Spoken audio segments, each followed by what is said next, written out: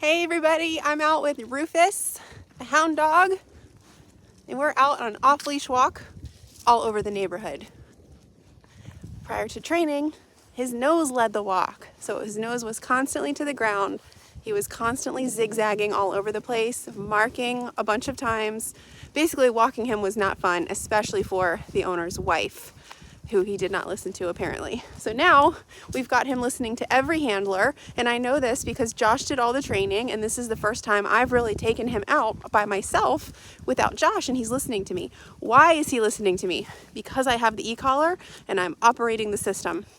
So the system that we've taught him is a foundation of obedience. So we are sure that he knows and understands all of the commands: sit, down, place, come, and heel.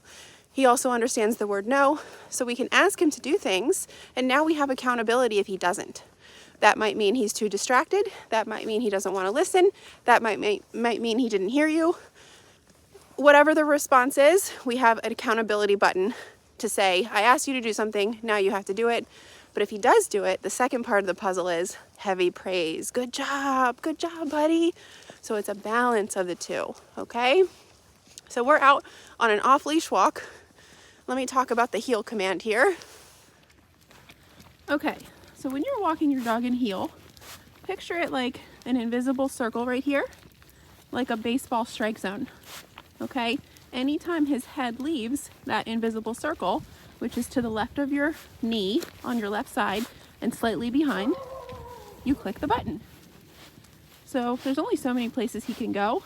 He can go to the left, he can push ahead, he can lag too far behind, which I'm gonna beep for right now, good, or he can go behind you. So any of those options, if he's not in this spot right here, you're gonna be turning on your remote. Good boy. If I stop, he should sit. What a good boy you are. Good job. Let's work on all of his other skills. Down. Give a good opportunity for me to click. If he didn't down, I was just about to click. So you give him 1 second to comply. If he does, you say, good boy. If he doesn't, you click your remote. So here's an opportunity to click. Notice I just keep clicking till he goes back down. The stay command was one of his big weaknesses.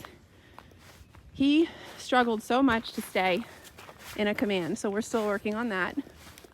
Clicking, and he goes back down and I release. This is called proofing. We're not trying to keep him perfect. We're trying to get the mistakes out so that he learns and doesn't do them again tomorrow. So the circle around him is a good one because he wants to follow me, right? But if we want a dog who's solid in our commands, when we tell them to stay, they actually stay. We have to proof it. Now look, he's not making the mistake anymore. It's because he got corrected. And it's at a 5. So something just mild enough for him to realize, don't make that mistake again. What a good boy, Rufus. Good. Another mistake he used to make was releasing himself from command when he would hear the word good. Let's try a recall. So to recall him, I'm going to say C-O-M-E, tap the tone, praise him as he's on his way, and he should sit her down somewhere at my feet. Come. Good boy. Sit. What a good boy. Yes, you are. I think he's earned it. Let's release him.